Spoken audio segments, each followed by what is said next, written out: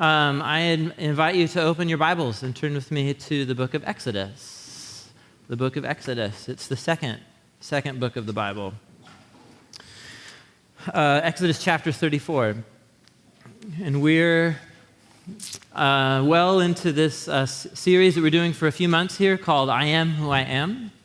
And we're exploring the identity and the character of the Christian God, the specific God that we believe in, of Yahweh, the God whose story is told in the scriptures, who chose the people of Israel as his covenant people and ultimately came in our midst. We believe in Jesus of Nazareth. And we're exploring the true identity and the character of this God because it's so easy, without even knowing it, we constantly tend to devolve into distorted, unhealthy ways of thinking about God and God's character.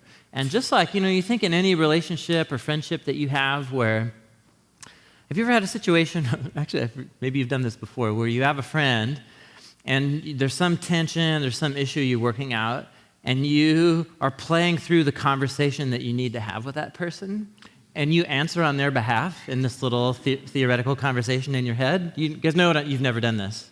You totally have done this, right? And so you find yourself answering on their behalf because, of course, you know what they're going to say, don't you, right?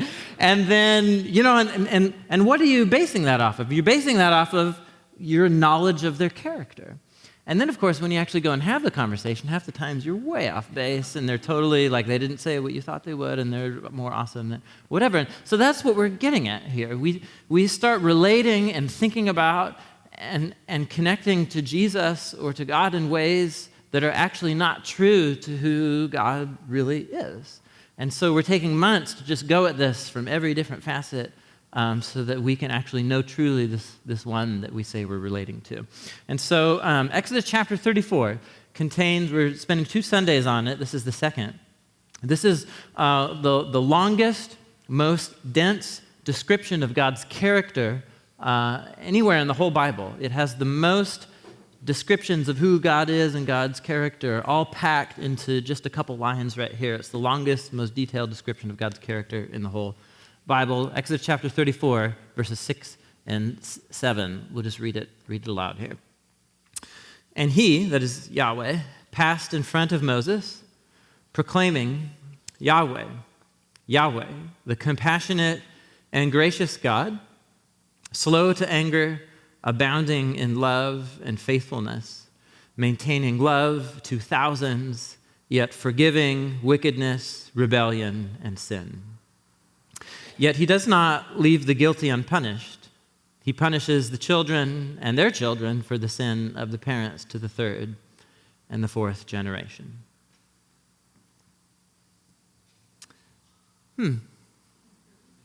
You know exactly what's happening in the room right now, don't you?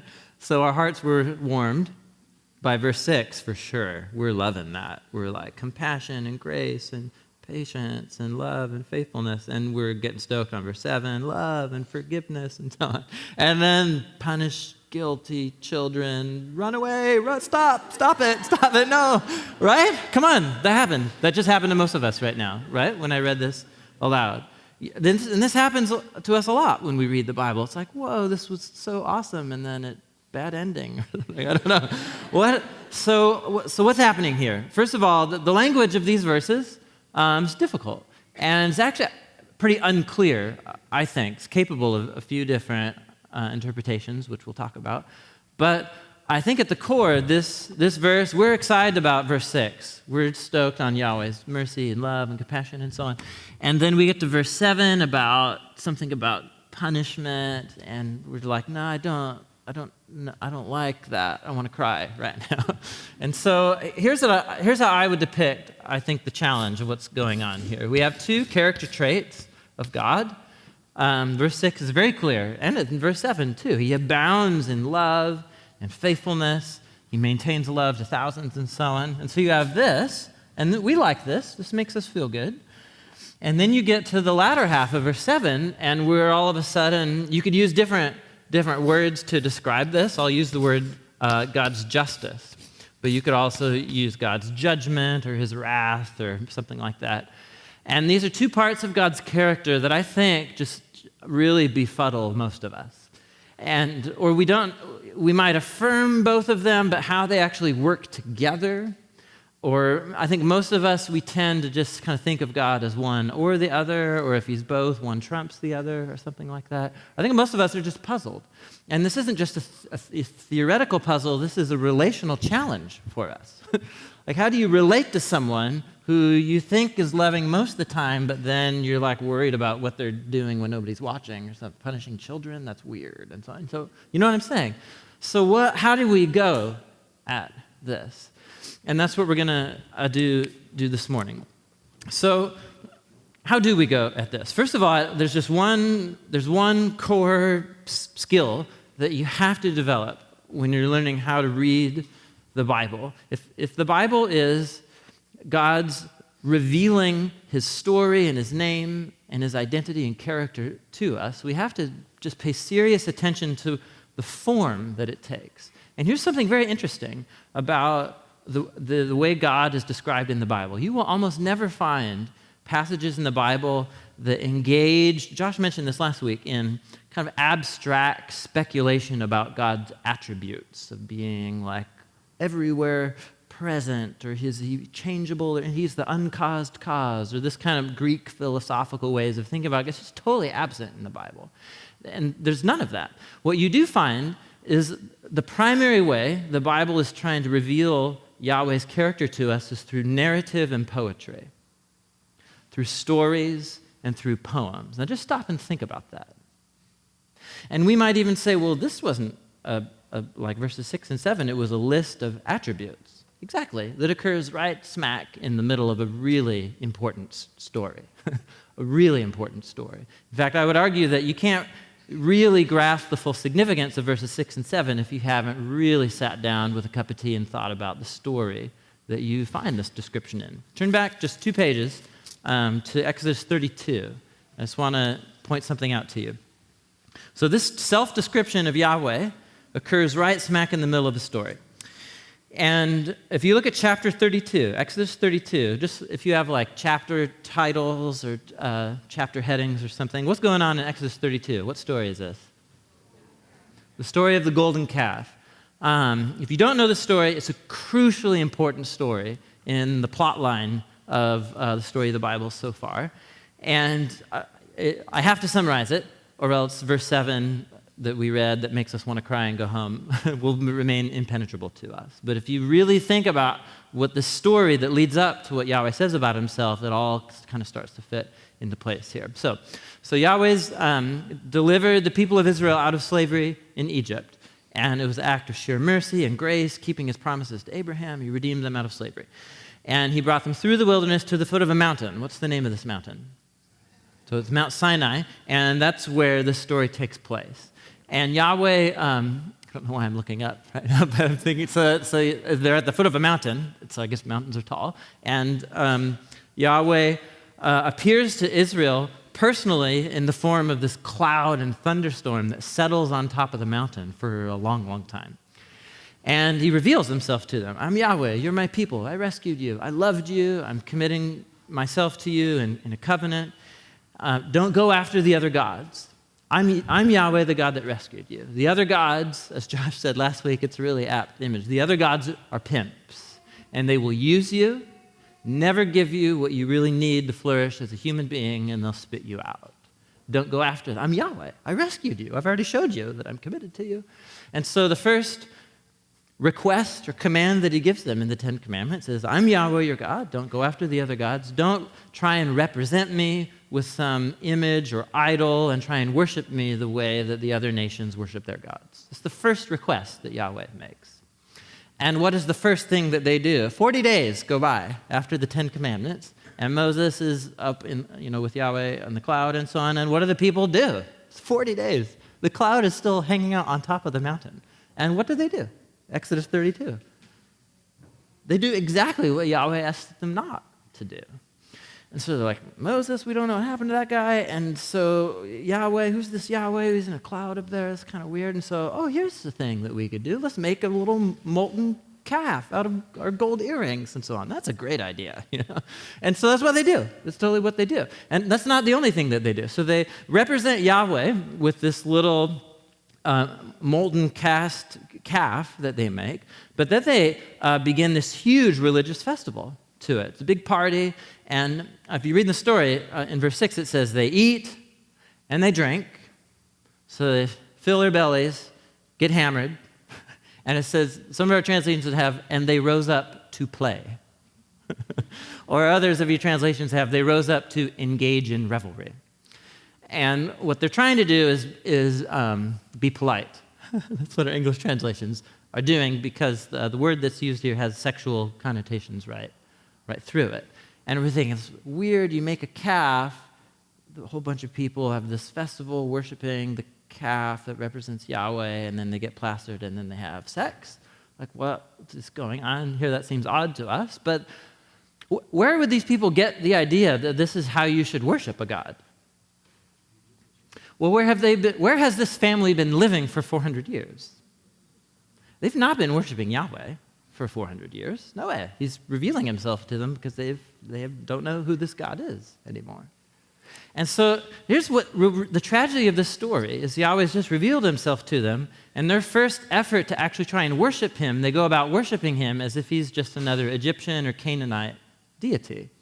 And so how do you worship the fertility gods? You have ritual sex and so on, or ritual meals, and that's how you do it. And obviously and understandably, Yahweh's ticked and very disappointed, because it's the first thing he asks them not to do is exactly what they're doing. And so Yahweh invites Moses. Again, to remind you, getting the story is crucial for understanding what Yahweh says about himself. He invites Moses to come intercede on behalf of the people, because Yahweh says, this was maybe a bad idea. This is what he says. It's a bad idea. Let's wipe them out and just start over with you, Moses. And Moses says, no, that's even worse idea, right? It's an even worse idea. You don't want to do that because you are Yahweh, and you're merciful and compassionate, and you made these promises to Abraham that you were going to do something with this family. And Yahweh says, oh yeah, good point. Okay, we're not going to do that. I'll forgive them. And so Yahweh forgives them. He doesn't sever his covenant commitment with these people. But there are 3,000 of them who engaged in this whole party, feast, ritual, and so on. And those 3,000 face the music. They die. So Yahweh forgives and doesn't sever his covenant with Israel, but at the same time, for those Israelites, just in terms of flagrant, F you, Yahweh, we don't care, you asked us not to do this, we're going to do it anyway, they face the music. And there you go. That's the story. And Moses is very overwhelmed after that happens. And so he says, Yahweh, show me your ways. I want to know you. I want to understand you. You're a God of justice, but you're also a God of love. And then Yahweh shows up to Moses, and then here we are reading these words. Are you with me? That's the story. So here's why it's important to retell that. Let's go back to Exodus 34, 6 and 7. This list of Yahweh's attributes is not just some random list just trying to describe who he is in the abstract. What Yahweh is doing is telling Moses the kind of God that he is. He's summarizing how he has just acted in the story. That's what I'm trying to get at. He's actually, what kind of a God is it that would do what just happened in chapters 32, 33, and 34? And Yahweh summarizes those. Verse 6. He's Yahweh, Yahweh. He's compassionate, which Josh unpacked last week. He has emotional concern for the well-being of these people, and so he's hurt deeply because of what happens. He's gracious, which is not about emotion, that's about action, giving people something they don't deserve. And so because he's pained and he cares for them so much, he maintains his covenant with them even though that's not what they deserve. He's slow to anger, which doesn't mean he doesn't get angry. It means he can hold his anger, and that he's been holding it for a long time. And this is not the first time Israel's been a total jerk to Yahweh. Read chapter 16 and so on. And so they have had some other incidents along the way. So he's slow to anger. He's abounding in love and in faithfulness. And then verse 7 is also a summary of what just happened in the story. And so here's what we're going to do. We're going to tackle verse 7 today. But again, the whole point is that it's anchored in this story that reveals how Yahweh just behaved. The story summarizes what Yahweh just did. That's my main point. You guys with me? Okay. So verse 7, let's read it again. And I'm going to throw it up here on the screen, and we'll just dive into the excitement here. So he maintains love to thousands, forgiving wickedness, rebellion, and sin. Yet he doesn't leave the guilty unpunished. He punishes the children and their children for the sin of the parents to the third and fourth generation. I'm going to throw a different translation. It's adapted from a translation some of you have called the English Standard Version that I think brings out the key elements here really, really helpfully. There's four things being said about Yahweh here in verse 7, and they're not unrelated. They actually all come together and form this really coherent statement that's all about this, all about Yahweh's love and Yahweh's justice and how they harmoniously work together instead of being contradictions like they are in our thinking. Now, one thing about verse 7 that's really, really cool. So I've put that last word there, generation, in yellow. Y'all see that right there? Okay, so here's what's funny about the last sentence of this verse here, is that word generation actually doesn't exist in the original language, which is Hebrew. It's very awkward if you were to literally translate. It means visiting the iniquity of the fathers on the children, on the grandchildren, to the threes and the fours. That's what it says in Hebrew, which is terrible English. I hope you would never talk like that, but it's wonderful Hebrew. It's great Hebrew. It's exactly how you would say it in Hebrew. And what it means is generation. It means generation, but it doesn't say that. It says to the threes and the fours. Now, here's why that's significant, is because look at the very first line. The first line and the last line are meant to correspond. He keeps his covenant love for thousands, but he'll visit the iniquities to the threes and the fours. Do you see how there's something going on here? Those two relate in some way. And this is why, to go to the next slide, a number of your translations have thousands of generations to match and correspond to the threes and the fours. And I think this is correct. And why many of your translations have thousands of generations. Actually, it reads that in your translation, and I think that's correct. In other words, here's what's cool. Verse 7 is has a poetic structure to it. This is literary art in the Bible. It's all over the place once you start looking for it. And do you see it? Some of you poetry geeks among us, you see this form quite often. Do you see how the statement has a symmetry to it? It's called chiasm is the geeky word for it, but it's where you match the outer part of the poetry, and then the next lines, they correspond, and the next lines, you can make however big or small you want. Do you see it there? I did it with the A, B error. Are you guys with me? So the A matches the A, the B matches the B. So I went for a walk to go to the store in order to buy some milk. To get some dairy products is why I went to the supermarket. So that's my but did you see it? Did you catch it? So I did the same thing. It was just a dumb version of it. So this is much more profound. But that's the idea. It's a poetic way of talking here. So here's just the basic observation I want us to make, because this is very powerful. Verse 7 is a coherent statement about how God's love relates to his justice. And so we're told here at the very beginning that Yahweh keeps his covenant love, and we'll talk about that word covenant love in a second. He keeps his covenant love for thousands, not thousands of people, thousands of generations. Now, how long is that? It's a very long time. So, even just 1,000 generations would be like 40,000 years or something like that. So the point is forever, eternal. It's poetry, right? So eternally, forever. He keeps covenant love for thousands. That's his eternal, permanent commitment. But somehow that doesn't mean he will excuse or not deal with the sin of individuals or families or generations to the third and to the fourth generation. Now we'll talk about what the third and the fourth generation mean and all that, but just look at the numbers and just say if you put these two in a scale, just put these two numbers in a scale, which way should I be leaning right now? like, you know what I'm saying? Like this. Are you with me? So James has a way of putting this in the New Testament. He talks about God is just, God is love, he's merciful, he's also a God of judgment, and God's love doesn't cancel out or contradict his mercy, but God tends this direction. In the way James says it, mercy triumphs, which doesn't mean cancels out. It means they harmoniously work together so that Yahweh's love is always the primary thing that he's accomplishing, even through his justice. So I just want you to see this here. Do the numbers and the balance make sense to you here?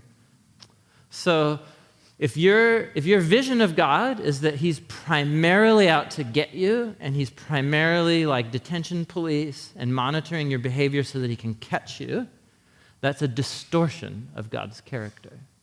God cares deeply about how we treat each other and how we act as human beings, but he does it as an expression of his eternal, permanent, binding covenant love to us. Are you with me?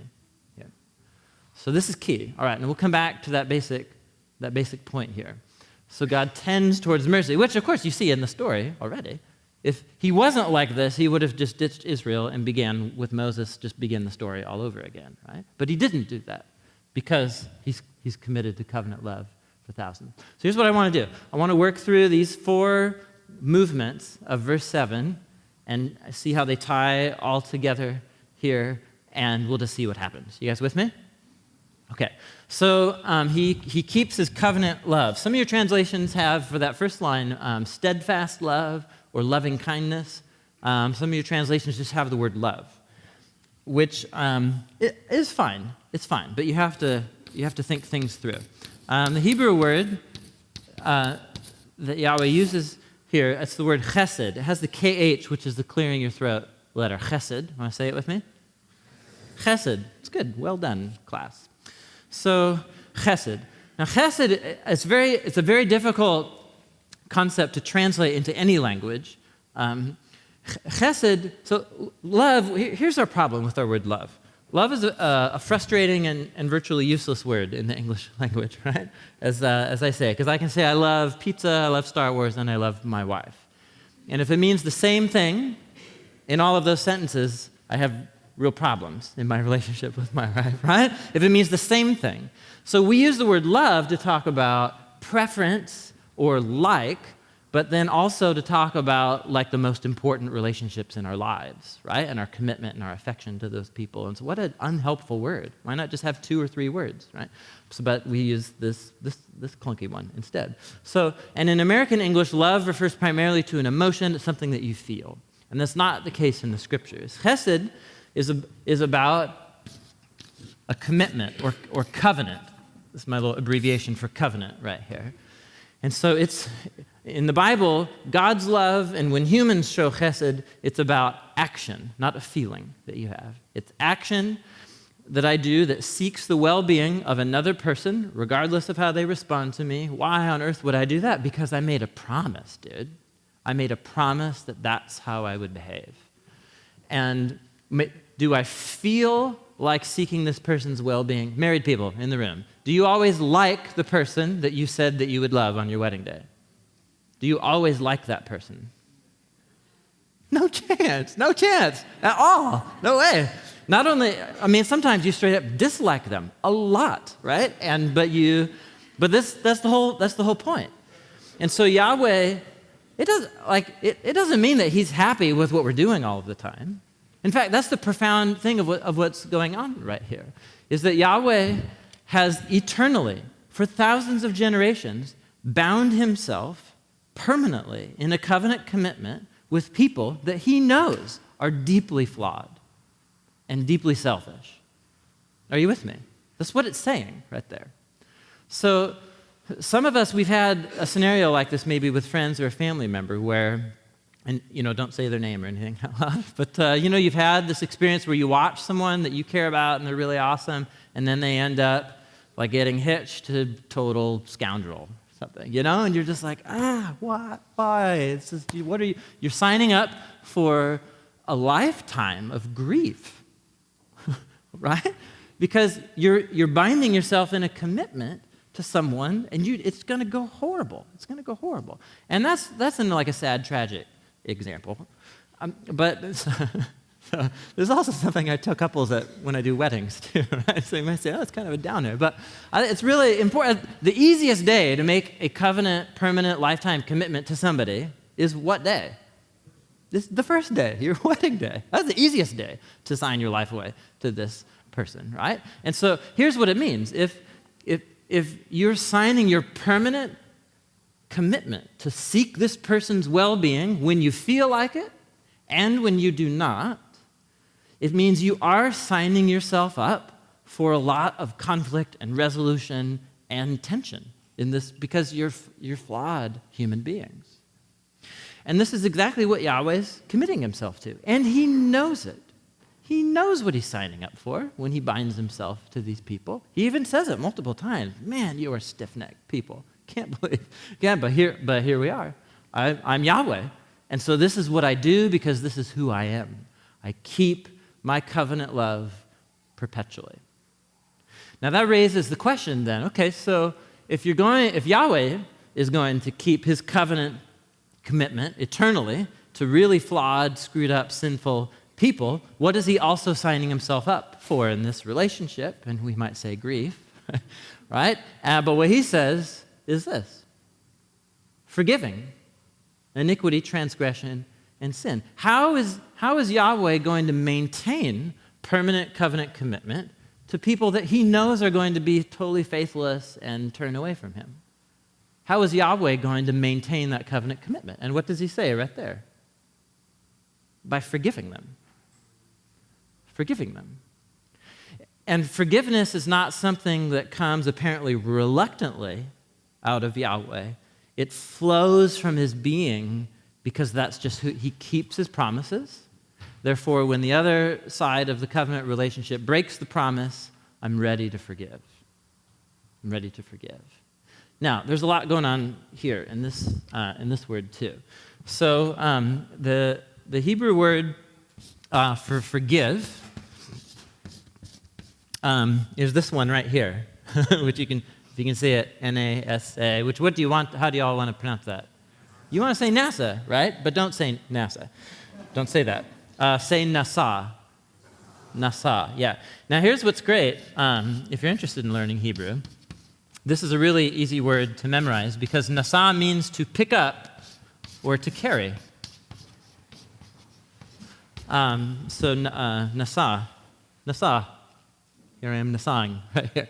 So nasa is the standard Hebrew word for just picking something up. You pick up a thing, or you pick up is that a podium? I don't know. There's a podium. Is this a podium? A stand? So nasa, anyway, so you pick it up. You can pick up a box, you can pick up a rock, you can pick up a person, and you use this word to describe that. This is also the word for forgive, which means there's a whole conception about sin and forgiveness that's at use when this is the standard Old Testament way of talking about forgiveness.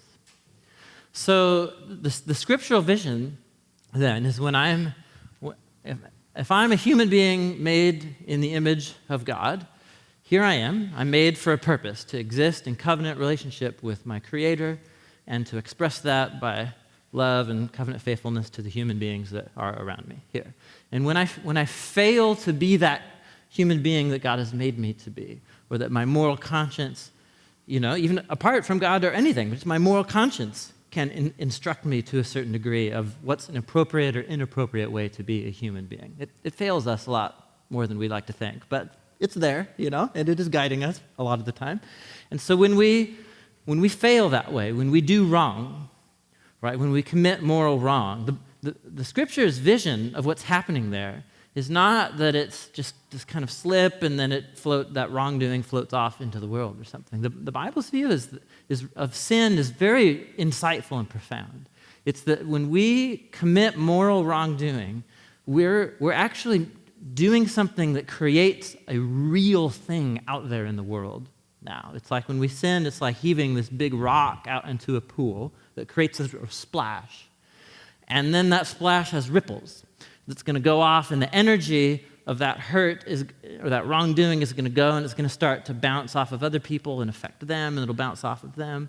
And you get this ripple effect, right? Times 7 billion human beings of just like selfishness. And what goes out from that? What goes out from the splash bounces off of people in hurt feelings and fractured relationships and shame and guilt and injustice and snubbing other people, right? And it just spreads and spreads and spreads. It's this real thing out there. It's sort of like, maybe you've seen or heard about this documentary about these huge 200 square mile floating trash islands, out in the middle of the Pacific. Do you know about these? I mean, do you wonder what actually happens to all of the plastic bags and water bottles that we throw away? So trillions of them are ending up in the middle of the Pacific Ocean. You know about the trash island? Come on, this made the news a couple of years ago. Oh, it's like the size of a huge island. Anyway, it's very disturbing. So there it is. So for us, it's kind of like out of sight, out of mind or whatever, but it's like, dude, it's real. Like, it doesn't just go away and float into nothing. Our moral wrongdoing creates something that's real and tragic in the world, and it's accumulating. And it's like this burden, and it needs to be dealt with. And so Yahweh's offer is that if we keep heaping out wrongdoing into the world, but we want to recognize or somehow come to terms with the fact that he's been there all along, maintaining his covenant commitment to us, if I come to Yahweh with humility and with openness and I just own my failures and just put it out there, he is eager and ready to carry your sin. That's what he's saying here. He knows that you're going to fail. It's not like that's a surprise to him. So how is he going to maintain this covenant commitment with you and me, even though we perpetually fail and turn away? It's because, dude, he's ready to forgive, and he'll carry it. He'll carry it. Now, let's just stop. Let's just stop right here. So Yahweh's offer is eternally to be available, to pick up and take away and carry your sin, and to carry it himself.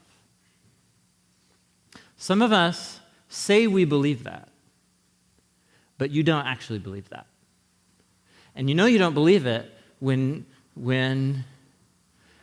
you might have this trail of wreckage, right, of stupid decisions, or maybe just a handful of certain things or regrets, and they're back there. So that fractured relationship or that stupid thing I did that had those consequences or whatever.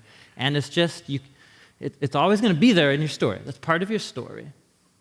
But you know you don't really take Yahweh at his word when you feel like you have to keep rehashing that again. Or you feel like the shame and the guilt from that, you feel like is actually, you still deserve that. You still actually deserve the whatever, the bad feelings, or you might begin to interpret your life circumstances. Something goes wrong in your life, and you'd be, yes, exactly, I knew it. This thing is hanging over my head. It's probably God punishing me or something. Right? We go there. And I know we go there because I have cups of coffee with a lot of you, and we process through these things together. I know this is how we think. This is how I think. And it's wrong. It's just straight up wrong.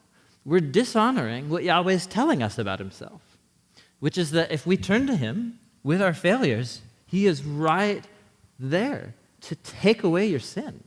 I can't think of too many more creative ways to say it. You know what I'm saying? It's just right there. And we just don't believe it. We don't believe it.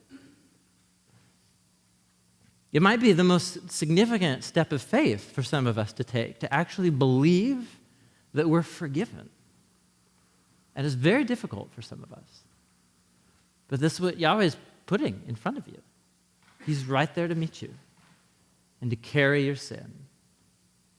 There are consequences to our decisions, and we live out those ripple effects and so on. But when it comes to you and Yahweh, if you allow him to do this for you, you're clean. And you move forward. It's a new day. That's Yahweh's offer right here. Now our hearts are strangely warmed by this, and we love this. We think we don't cross-stitch this and put it on our wall, right? So we're like, right, covenant love for thousands, and forgiving iniquity, transgressions, and sin, but the corresponding part, but he will by no means clear the guilty. What? Wait, which one is it? So will he forgive because of love, or is he gonna hold me to it, and I'll have to, meet the Maker one day? So to speak. What's going on here? Again, you have to turn to the story that Yahweh's summarizing here. So there's a whole bunch of Israelites, the Levites and Moses and certainly others, who owned up to what they did, and Yahweh met them and carried their sin into himself. There were a whole bunch of Israelites, we're told their numbers around 3,000, who they don't care, this is what we're going to do, this is what we want to do. And so Yahweh says, okay, well, if you don't want me to carry your sin for you, then I will let you carry it yourself. And which means that you will face the consequences of carrying your own stupid decisions. You don't have to, but if you choose to, he will not clear the guilty who won't let Yahweh take away their guilt and their sin. Are you with me here? These two lines are not in contradiction. The key turning point is how we respond to this covenant God. Yahweh is who he says he is. He will meet you and carry your sin. Yet he will by no means clear the guilty. Some of us, when we read the first half of this, we're like, he keeps covenant love eternally, and he's always going to forgive my iniquity, transgression, and sin, and some of us read that, and we're like going, really? Does it actually says that? It does. It really does say that. So blank check, right? Sweet, blank check. Like I can do whatever the heck I want, and then Yahweh has to forgive me because he said he would, right? And then I can get my butt out of hell and that whole thing, but do whatever the heck I want, for however long I'm alive. There are lots of people who process things in that way, and maybe that's some of us sitting in the room here. And so to that way of thinking, of presuming on Yahweh's mercy and generous grace, Yahweh says, dude, you've got another thing coming. For someone who looks at this and says, what they see as a loophole for me to go now live and do whatever the heck they want to do, what that person is actually saying, they don't want Yahweh to forgive them. You know what I mean? And some of us have been in this mindset before. It's like, yeah, I'll just do it, and then I'll tell God to forgive me later or something like that. And it's like, dude, let's just be honest. What I'm actually saying in that moment, I don't want God to forgive and take away and carry and free me from that sin. What I want God is to minimize my sin and to overlook it. Or I might actually have come to a place where I just straight up disagree with Yahweh. So you say, this way of being a human being is wrong. And I disagree with you, Yahweh. And so I'm going to go this route and I forget you or something, And Yahweh says, okay, if you don't want to be forgiven, I won't clear those who are heaping out rocks into the pond and not caring about it. And some of us, we might say, okay, I'm tracking with you there. But really be honest, you guys. Do you really want to live in a world where there is no hope of a future accounting and setting right of all wrongs? Do you really want to live in a world where there's absolutely no hope that there is some God to whom we are all accountable for our behavior and who will sort out this huge mess that we have made? Do you really not want to believe in that God? Because if you don't, there's just no hope for our world. You know what I'm saying? What hope is there for our world if there isn't a God who will not clear the guilty? Are you with me? I mean, there's so much tragedy and evil in our world. This is why Jews and Christians throughout the years, they plead with Yahweh, bring your justice, set things right, and show mercy. To those who will turn to you, show mercy. And Yahweh says, I absolutely will, but it's not at the expense of his justice. They don't contradict each other. So we'll explore that more in a moment here. So let's move on to this last one here, because I'm guessing this is the one that really makes most of us want to run out of the room right here. So he keeps covenant love by forgiving, yet for those who do not want to be forgiven, he will not clear the guilty. He visits the iniquity of the fathers on the children and on the grandchildren to the threes and the fours, that is, to the third and the fourth generation. What is going on here? Now, a very common way of reading and understanding that sentence, that last sentence right there, is this. You could play out a little scenario. So you've got Grandpa John, and he's bad. He's a bad man. And whatever, he's got his issues. He completely gives in to them. He's slept around, and he was unfaithful to Grandma, and he totally abused alcohol and gave into that addiction, and he was abusive himself, and so on. So you've got Grandpa John, and then you've got 2 generations, then you've got grandson Jimmy, and grandson Jimmy, he's not living or acting like that, but apparently God is going to visit on him the sin of his Grandpa John, even though he didn't actually act like that. You guys with me? So that is one way that you could, in my view, misunderstand the wording of this language, but you could casually read over that and be like, oh, okay, God's holding everybody accountable for Grandpa John's actions. So there's a number of reasons why I think that's dead wrong. Dead wrong. And if you've grown up in a tradition where often this idea is called a generational curse or something like that, where there's somehow, I don't know, judgment or God's disfavor hovering over your family or something because of something somebody did in the past, that idea has no grounding in the scriptures, I believe, and is a deeply damaging and dangerous idea that hurts people and actually hurts Yahweh, because we're saying things about him that are actually not true of how he deals with his people. I believe that deeply. And so if it doesn't mean that, why don't I think it means that? For a few reasons. First of all, there's a handful of other biblical passages that are contemplating and exploring this exact question on how Yahweh deals with generations of people who turn away from him and so on. So for example, the next slide here, two passages. Deuteronomy 24. This is Yahweh speaking, and Yahweh says, parents are not to be put to death for their children, nor children put to death for their parents. Each will die for his own sin. And Deuteronomy 24 is talking about how they were to organize, Israel was to organize its judges and judicial system and so on. Ezekiel chapter 18, again, Yahweh speaking here, and he says, children will not suffer for the iniquity of their parents, nor parents suffer for the iniquity of their children. The righteousness of the righteous will be their own. The wickedness of the wicked will be their own. And this is occurring in a context where you have a bunch of Israelites who are sitting in exile in Babylon and saying, man, how did we end up here? It's because of our parents. They were horrible, horrible people, right? And that's why we're here. And Ezekiel comes along and saying, no, dude, you guys are just as dysfunctional as they were. You just aren't owning it.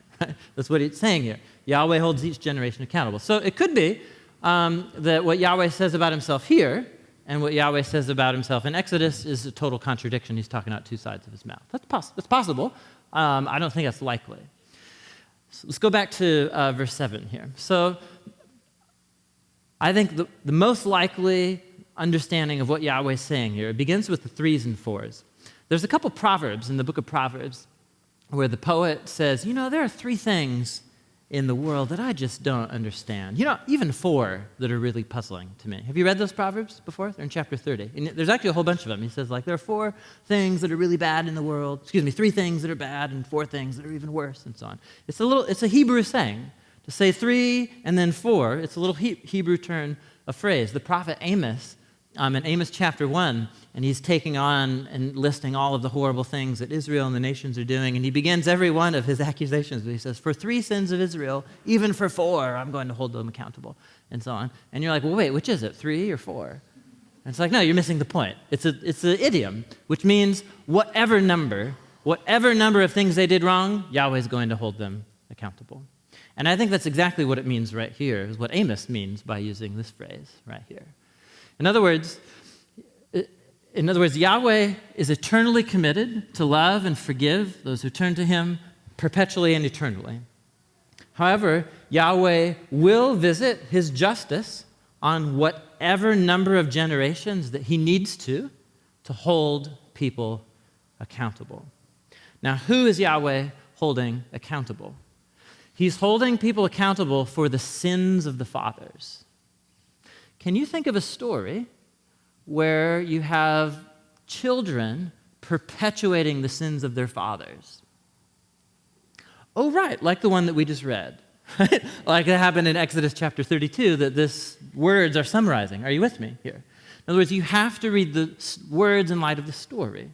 And what the story is about is a bunch of children who were perpetuating the sin of their parents and of their grandparents, of worshiping the Canaanite gods in all of the ways that Yahweh say are dehumanizing and sinful.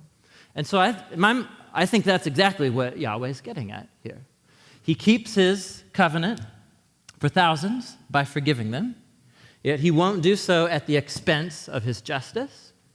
He will bring his justice on however many generations keep perpetuating the same destructive behaviors until they get it, So this is about Grandpa John, but also grandson Jimmy, who looked at Grandpa John and is like, that's totally a legit way to be a human being, and he just keeps on perpetuating. Or maybe to say it a different way, is that Yahweh holds each of us and each generation accountable, regardless of the influences that might give us a disposition to act in a certain way. And so this is very important, I think, for us. In kind of the American, there's often, the word dysfunctional. We all had dysfunctional families. Like, what's new? You know what I mean? So, but that's not an excuse. The fact that you had like the crappiest, worst parent setup that anybody knows of, and I'm speaking as your pastor, and I've processed this kind of thing with so many of you over cups of coffee. And I'm so sorry that happened to you. But at the end of the day, as an adult, an image-bearing human being before God, you own your decisions. Your parents don't make your decisions for you. It means you have a unique set of challenges or strengths based off of your family of origins, but it's your choice whether you're going to perpetuate the sin of the parents or you're going to find freedom and let Yahweh pick up and carry those things for you and begin to heal and change you. Are you with me? And that's, I think, exactly what Yahweh is saying. He'll do what's necessary, but his heart is to show covenant love. Okay, how you guys doing? That was really dense. I know it was really dense, but I think this is important, and so I wanted to really go at it. Let me wrap all this together by telling a story about the two little cavemen that I live with. So I live with two little cavemen. Their names are August and Roman. The oldest caveman is two and a half years old. And I won't be able to tell these stories for much longer, but he's clueless about the world right now, and so I can keep telling his stories. So this happened the other day, and this is exactly what I think is going on here. So I get home from work, and we have a park close by, and so I take him out of my wife's hair, and we go to the park together. And lo and behold, I found all these other moms and dads there who were doing exactly the same thing, right? And so the kids all get together, all these little cave people, right? And they run around in this little swarm, this little pack, right? Around the playground, and the parents hang back, and you meet your neighbors and chat and so on, and it's great. So this happened the other day. So new neighbor, I don't even remember their name. They have a daughter who's playing in the dog pack and so on, and so they call little Sally out, and Sally looks at Dad with venom. Like, what? It's time for dinner, we have to go? What a stupid reason, to have to leave right now, And so and it's the full-on, like, no, I will not go right now, this kind of thing. And what are all of the kids in the pack doing at that moment? They're just like, oh, how's this going to go down, and so on. And so they, and so in this case, she would just like went ballistic, and you end up having to do the pickup and the flailing thing and carrying them home. And so, 10 minutes go by, and it's time for us to head home and so on. So like, hey, Roman, hey, buddy, time to go to the park. What are the odds of how you think he's going to respond? You know what's going to happen. Like, no. And so he's doing this thing now where it's so funny. Well, it's not funny. It's actually sad, but kind of funny at the same time. So he is beginning to understand that he can say hurtful things. This is a new realization to him. And so we tell him we love him all the time.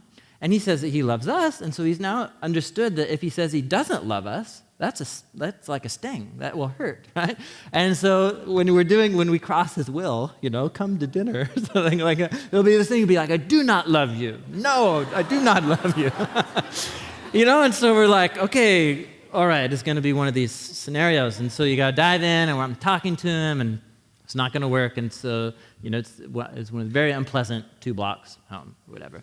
Okay, now, I love him, and I'm utterly committed to this little caveman and helping him become a genuine human being, right? So, if I claim to love and seek his well-being, can we just get home and it's just like, whatever, just act like it didn't happen?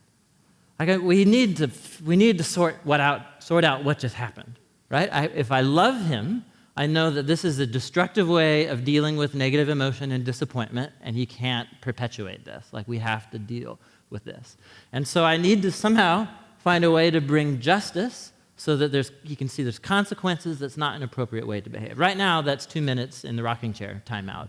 It really is effective with him. And I'm really happy because it's not that difficult, actually. And so we talk it out, 2 minutes in the chair, and he's really ticked off about that. He doesn't like sitting in the chair, and he's yelling at me and so on, so we have to do another round of 2 minutes and so on. And so we do that, and then he gets it. He clues in. He's a little caveman, and then he's really nice, and he apologizes and so on. And so there we go. Do I care? In that moment, does it matter where he learned that behavior? No, it doesn't. What matters is him and his future. And so I am visiting the sin of the playground buddies on Roman in that moment. Are you with me? I think that's exactly what Yahweh's saying right here. And however many times it's necessary, I will visit justice on that behavior through timeouts and working through it, even though it's unpleasant, because I love him, and because I'm committed to him that I bring justice. Do you understand? So these aren't at odds. My bearing justice on the situation is one expression of my love. Now, this is key, and I'll end here. Is justice the only way that I express my love for him? Of course not. So what do I wish would happen? What I wish would happen is you would be like, yes, Dad, and then we would skip home together, you know what I mean, and sing songs, and I'd tell him stories, whatever, about bumblebees, and it would be like, yes, whatever. So that's not what happened. His sin ruined that situation, and so we work through it, we'll carry it, and we'll get back on the same page again. But my love manifests itself to him in all of these abundant ways. I want to draw with him and tell stories, and go teach him how to skateboard, and do all these things. But sometimes justice is an expression of my love. It's not the only expression. I do it when it's necessary to the 3s and the 4s. But my commitment to him is unchanging. Are you with me? This is exactly what Yahweh is saying in chapter 34, verse 7. It's actually a very beautiful statement about how Yahweh gives dignity and honor to the moral choices of human beings, and he won't let us get away with behaving inappropriately and sinfully as human beings. And the most flabbergasting thing about this is precisely this statement, is that he will carry our sin for us. And so as we think to the bigger story of what on earth we're here to do, the cross becomes this place where all of the attributes and the character traits of our God come together in harmony and in beauty. Where out of his permanent covenant love for us, Yahweh absorbs and carries our sin into himself on the cross, both fulfilling his perfect justice, but enabling a means to show us grace and love whenever we come to him. Amen? And so as we go into worship today, you know, there's so many stories in the room, and there's so many ways that we don't take Yahweh at his word. There's ways that we don't actually believe that Yahweh is willing to do this for us. There's ways that maybe some of us are burdened under a deep misunderstanding of who Yahweh is, and that he's out to get you, as opposed to the fact that he's out for your well-being and wants to carry your sin for you. And so I don't know how you need to respond in the time of worship that we have, but you need to. You need to. Let me close in a word of prayer.